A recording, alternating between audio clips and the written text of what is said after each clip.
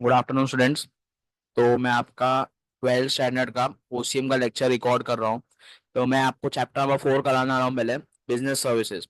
अब आप कोई भी टाइप का बिजनेस करो, चाहे सोल प्रोप्राइटर हो, चाहे पार्टनरशिप फर्म हो, चाहे कंपनी हो, कोई भी टाइप का बिजनेस रन करते हो आपको सर्विसेज अवेल करना जरूरी है, क्योंकि उसके बगैर आप बिजनेस स्मूथली रन नहीं कर सकते हो। अब फॉर एग्जाम्पल मेरी कोचिंग इंडस्ट्री है। अब मैं कोचिंग इंडस्ट्री स्टार्ट कर रहा हूँ तो मुझे इक्विपमेंट्स लेने के, ऑब्वियस चीज है। अब वो इक्विपमेंट्स का पेमेंट कैसे होगा? कैश से होगा, लेकिन कैश कैसे आएगा? बैंक से आएगा। या चेक दूंगा वो भी बैंक से ही वो करूंगा, आरटीजीएस कर सकता हूँ, आईएमपीएस कर सकता हूँ, तो सारी चीजें बैंक से। अब मैं इक्विपमेंट खरीदता हूँ। अब कभी का इक्विपमेंट मैं ऑनलाइन मंगाता हूँ, तो उसके लिए जो वेयर हाउस से हमारे ऑफिस पे आता है, उसके ट्रांसपोर्टेशन की जरूरत है। अब वो इक्विपमेंट जहाँ रहते हैं उसके लिए वेयर हाउसिंग की जरूरत है। मतलब आपको ये सारी सर्विसेज अवेल करेंगे ताकि आपका स्मूथ फ्लो बिजनेस हो। अब इस चैप्टर टोटल 5 टाइप के सर्विसेज है। बैंकिंग है, इंश्योरेंस है, ट्रांसपोर्टेशन है, वेयर हाउसिंग है, और कम्युनिकेशन है। ये पांचों सर्विसेज आपके डे टू डे बिजनेस के लिए बहुत जरूरी है।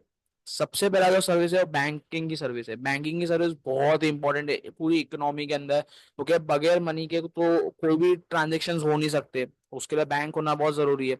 अब बैंक का पहला जो है वो कौन से वर्ड से आया था? वो आया था फ्रेंच वर्ड से, बैंको, मतलब एक बेंच। जब अर्लियर डेज में जब स्टार्टिंग में बैंक्स आए थे, तब उस टाइम पे बेंच के थ्रू कॉइन्स और जो भी डिफरेंट करेंसीज थी वो रखा जाता था, और वहां से ये चीज चालू हुई और अभी पूरा कमर्शलाइज हो गया। फिर फर्दर बैंक के क्या क्या सर्विसेज है, जैसे कि वो लोग डिपॉजिट एक्सेप्ट करते हैं, लोन्स एंड एडवांसेस प्रोवाइड करते हैं, लॉकर सर्विसेज है, अंडर राइटिंग सर्विसेज है, तो ये सारी चीजें वो लोग देते हैं।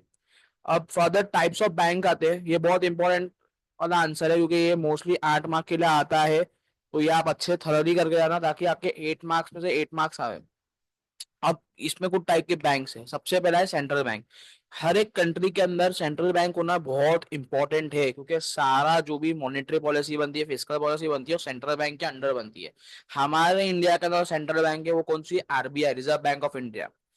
तो ये होता है सेंट्रल बैंक। सेंट्रल बैंक क्या होता है? एपेक्स बैंक होता है, जो मेन एकदम हेड होता है ना, उसको बोलते हैं सेंट्रल बैंक। हमारे इंडिया का कौन है? RBI, reserve bank of India. अब आरबीआई या सेंट्रल बैंक के फंक्शंस क्या क्या रहते हैं? मॉनेटरी पॉलिसी फ्रेम करना, कि अभी जैसे कि इन्फ्लेशन हो गया तो उसमें मनी सप्लाई को कैसे कंट्रोल करना है, ये सारे रिलेटेड ये चीजें आप एकदम इन डेप्थ में पढ़ोगे जब आगे आप बीकॉम में जाओगे, एमकॉम में जाओगे ना, और इन डेप्थ में सब चीजें पढ़ोगे। फिर इशू ऑफ करेंसी नोट, हम सबको पता है कि आरबीआई करेंसी नोट इशू करती है। फिर गवर्नमेंट के जितने ट्रांजेक्शन होते हैं सारी चीजें आरबीआई करती है। और दूसरे बैंक के लिए भी ये एक मेन बैंक है, क्योंकि ऑब्वियसली। फिर दूसरे टाइप का बैंक आता है कमर्शियल बैंक। कमर्शियल बैंक हर एक इंडिविजुअल के लिए होता है, for the development of a country. उनका मेन काम क्या होता है? डिपॉजिट एक्सेप्ट करना, लोन्स एंड एडवांसेस देना। फिर उसके आगे उनके और फंक्शन होते हैं, जैसे कि अंडरराइटिंग फंक्शन, अंडरराइटिंग सर्विसेज हो गया, लॉकर सर्विसेज हो गया, ये सारी चीजें। अब कमर्शियल बैंक में 3 टाइप के बैंक आते हैं। पहला आता है public sector bank. Example state bank of India, bank of India, Maharashtra bank, Punjab bank. तो ये सारे पब्लिक बैंक है जो स्टेट गवर्नमेंट या जो सेंट्रल गवर्नमेंट वो करती है। सेंट्रल गवर्नमेंट तो आरबीआई में आ जाएगा, लेकिन कमर्शियल बैंक में से के जो स्टेट के बैंक होते हैं वो सब। फिर प्राइवेट सेक्टर बैंक्स होते हैं, एचडीएफसी है, एक्सिस बैंक है, ये सारी चीजें। फिर फॉरेन बैंक जो फॉरेन कंट्री से यहाँ आके अपना बिजनेस रन कर रहे, सिटी बैंक है, एचएसबीसी है, स्टैंडर्ड चार्टर्ड है, तो ये सारी चीजें। फिर आता है कोऑपरेटिव बैंक। कोऑपरेटिव बैंक का मतलब होता है जो कोऑपरेटिव सोसाइटी के एक्ट के अंदर जो रजिस्टर्ड होती है उसको बोलते हैं कोऑपरेटिव बैंक। जो कि सेमी अर्बन और रूरल एरिया में सबसे ज्यादा फेमस है, जो फार्मर्स को क्रेडिट फैसिलिटी प्रोवाइड करे और दूसरे सब सर्विसेज प्रोवाइड करे। अभी इसके अंदर भी डिफरेंट टाइप के लेवल्स है। पहला आता है प्राइमरी क्रेडिट सोसाइटीज, जो विलेज लेवल पे काम करता है। फिर आता है डिस्ट्रिक्ट सेंट्रल कोऑपरेटिव बैंक, जो डिस्ट्रिक्ट लेवल पे काम करता है। फिर आता है स्टेट कोऑपरेटिव, जो स्टेट उसके अंदर। फंक्शन सबके एक ही है, लेकिन सब नाम अलग है और थोड़ा बहुत फीचर्स अलग है। फिर आता है इंडस्ट्रियल डेवलपमेंट बैंक। अब इनका काम क्या होता है? जो बड़ी बड़ी इंडस्ट्री, अब ऑब्वियसली उन लोगों को लोन्स वगैरह बहुत ज्यादा देते हैं, यार लोगों को सर्विसेज, उनकी ट्रांजेक्शन बहुत बड़ी होती है, उसके लिए करके ये सारी बैंक्स होती है। अब उन लोग क्या क्या फंक्शन करते हैं? या तो मीडियम और लॉन्ग टर्म लोन्स देते, मतलब जो 30 साल, 35 साल, 40 साल के जो लोन्स देते वो। फिर अंडर राइटिंग ऑफ शेयर्स करते हैं। अभी अंडर राइटिंग ऑफ शेयर्स क्या होता है? बहुत लोग सोचेंगे कि अंडर राइटिंग होता क्या है। फॉर एग्जाम्पल मेरी कंपनी है, मुझे शेयर पब्लिक में बेचना है। लेकिन मुझे गारंटी नहीं है, श्योर नहीं कि पब्लिक में शेयर्स बिकेंगे कि नहीं बिकेंगे। मैं एक बैंक को अपॉइंट करता हूँ, मैं उसको बोलता हूँ भाई तो हमारे शेयर्स बेच के दे, वो हमारे लिए वो सर्विस करता है। फिर आता है purchase of debenture and bonds, वो भी काम करता है। फिर आता है एक्सचेंज बैंक। अब एक्सचेंज बैंक का मतलब क्या होता है? फॉर एग्जाम्पल अगर एक इंडिविजुअल है, उसको यहाँ से फॉरेन कंट्री जाना है जैसे कि कनाडा, यूएस, अब उसको डॉलर्स वगैरह चाहिए, ऑब्वियस चीज है, तो वो एक्सचेंज कराएगा, तो उसको बोलते हैं एक्सचेंज बैंक।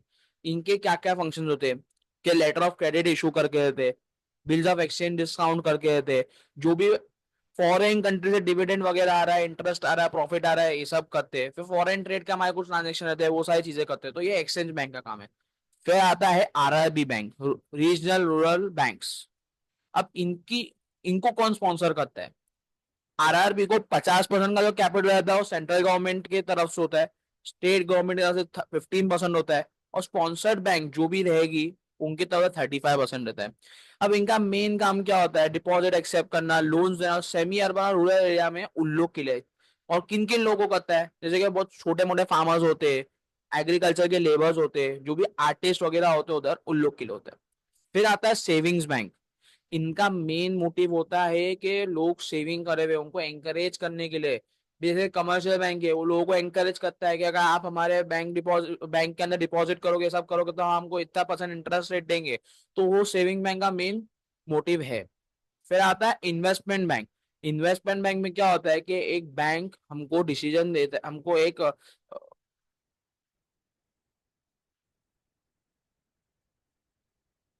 एक आइडिया देता है कि हम किधर इन्वेस्ट कर रहे हैं, कैसे इन्वेस्ट कर रहे हैं, कितना अमाउंट इन्वेस्ट कर रहे हैं, कितने टाइम के लिए इन्वेस्ट कर रहे हैं, वो सब चीजें।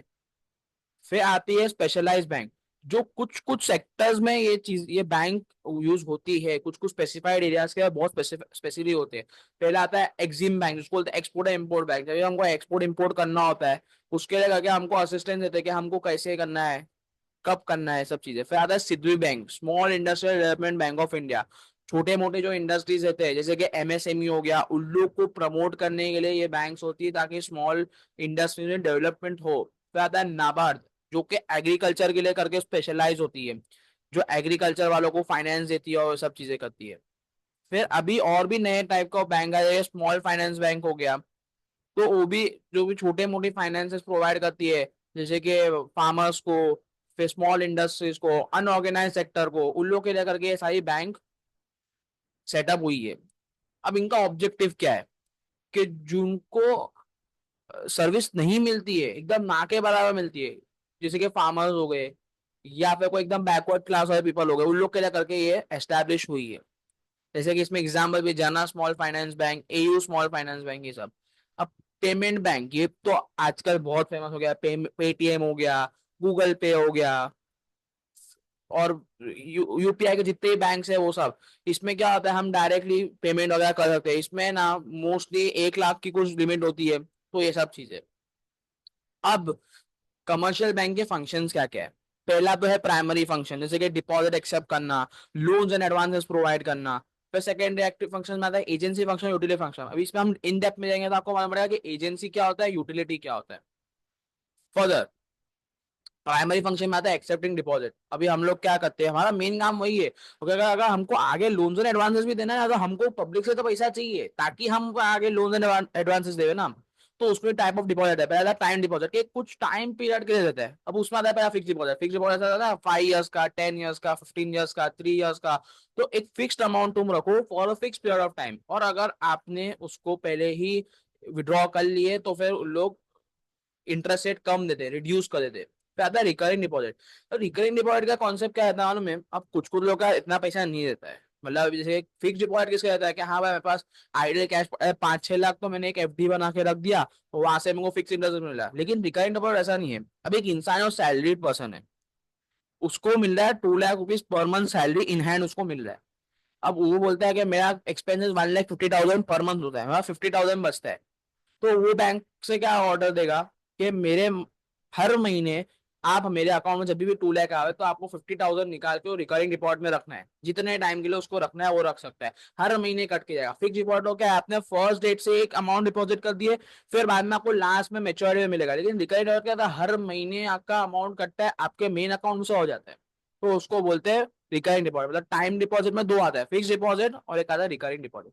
तो आता है डिमांड डिपॉजिट। डिमांड डिपॉजिट का मेन मकसद क्या होता है कि जब भी हमको पैसा चाहिए हम उनसे रिक्वेस्ट करते हैं क्या, जैसे कि हमने कार्ड से पेमेंट कर लिए या फिर हमने चेक से पेमेंट कर लिए या हमने यूपीआई यूज कर लिया, सब चीज उसमें सबसे पहले आता है सेविंग्स अकाउंट।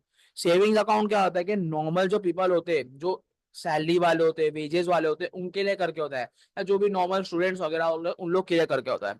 अब इसमें क्या होता है मालूम है कि इंटरेस्ट रेट मिलता है लेकिन बहुत रेयर मिलता है, थोड़ा मिलता है, बहुत मिनिमम मिलता है, क्योंकि जितना टाइम आपका अमाउंट रहेगा ना आपके अकाउंट में उस बेसिस पे आपको इंटरेस्ट रेट मिलते हैं।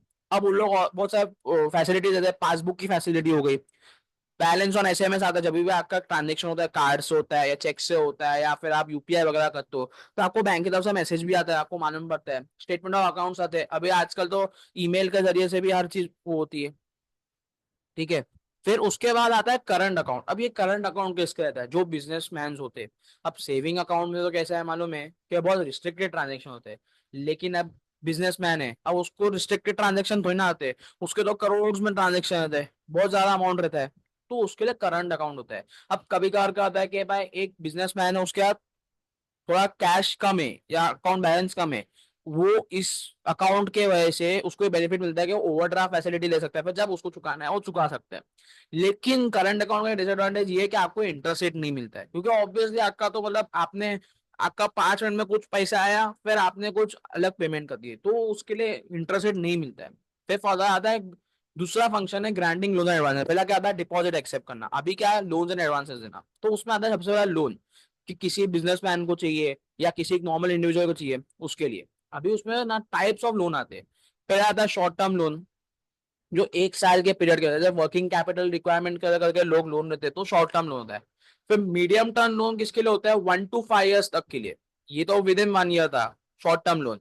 Medium term loan 1 to 5 years के बीच में होता है और फिक्स कैपिटल के लिए होता है।